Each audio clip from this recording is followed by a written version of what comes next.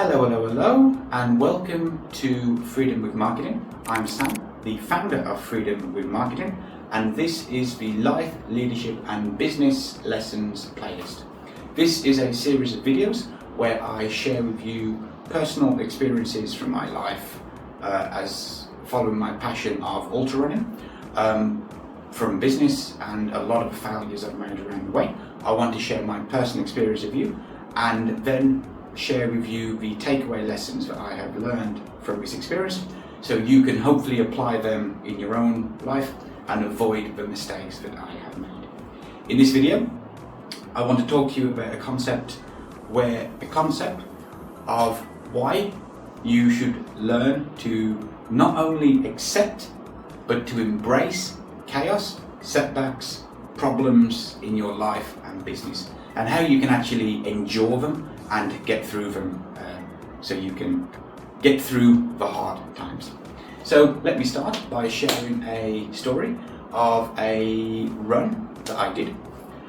So this was a 106 kilometer trail run here in Borneo, Malaysia.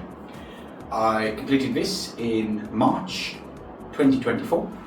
It was my the first time I completed a 100 kilometer trail run after having two previous did not finishes. So it was a big thing for me to actually achieve this goal. And I followed a consistent training plan. I felt great going into it, I felt strong, and everything was going right for the first 2 hours. Then all of a sudden, things started to go wrong. Now, the race took me just under 29 hours to complete, and the vast majority of that was moving. Whether it's running, climbing up the hills, or towards the end it's just sort of a death march where the focus is putting one foot in front of the other and just trying to get through until you finish. So 2 hours into it, probably 7 or 8% into the run, the first problem happened. The first problem was we turned into this kind of valley where it was a steep climb up, and it had rained the night before. The sun had come out, it was getting hot, so you were literally climbing in a steam room. I don't deal very well with humidity, as I know a lot of ultra runners don't, and heart rate went up, started to feel lightheaded, the effort of going up sort of skyrocketed. It was highly problematic. That's when the self-doubt started to come in, and you start to think to yourself that, if I'm experiencing this now, only 2 hours in, I've got no chance doing this. The solution to it, or what I did at the time, was to acknowledge that what I am experiencing right now is just something in the present, and things will change in the future. It basically means that you have to accept the problems right now in the present with the knowledge and the confidence and the experience that in a short while in the future, things will change. A short while in the future, maybe 10 minutes, my case in the run. It may be 30 minutes, it may be 2 hours. But you know for certain that you will not be suffering in this way in the future. So the tactic there is you have to use your mental strength to get through it.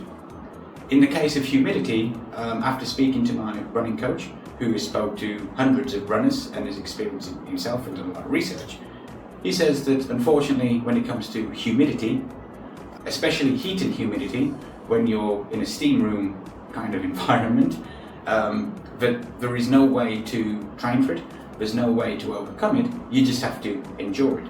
So how do you endure it when everything goes horribly wrong? One thing that I like to do in a run is I would set myself tiny goals. For example, I want to move 10 steps, and I count my steps. 1, 2, 3, 4, 5, 6, 7, 8, 9, 10. And when I think, great, let's get to 20.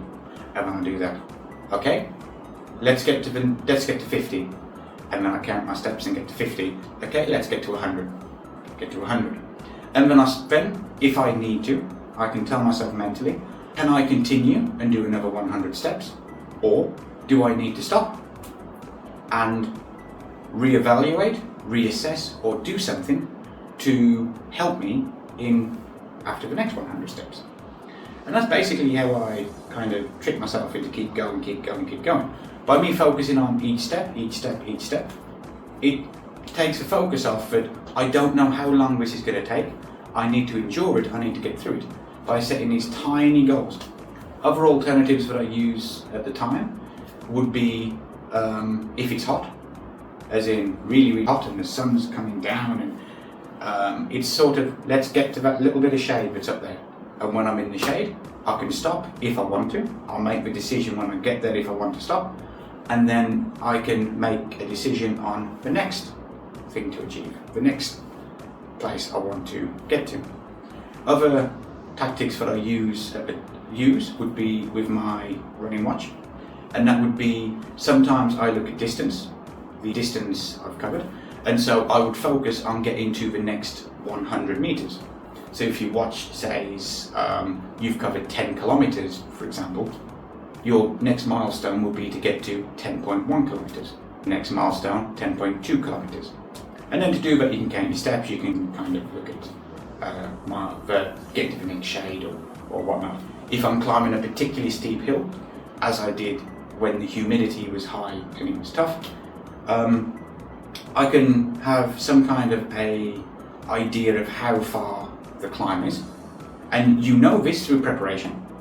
And if you know that you've got 300 meters to climb in this, you can keep climbing, and you look at your watch and you change the setting so you can see total elevation, and you can just get to the next 10 meters of climbing, get to the next 10 meters of climbing, get to the next 10 meters of climbing, etc., etc.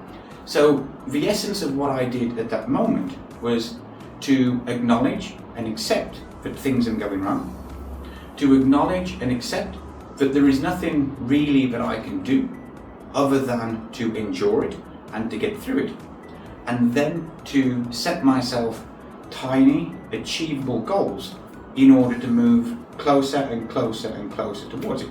And when you're focusing on doing the small things, each step, getting to the next 100 meters, climbing 10 more meters of elevation, and then whenever you do it, you have a little you celebrate your win.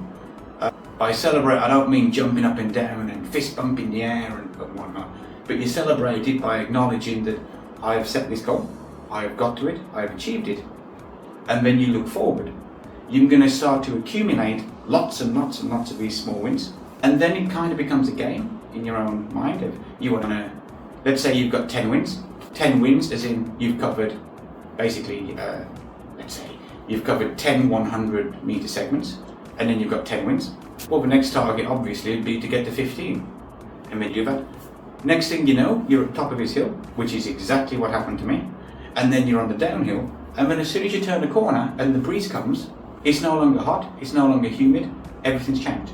And that's kind of how I got through it, just 7 or 8% into this run, and I got through it. So what's the lesson here, what's the takeaway?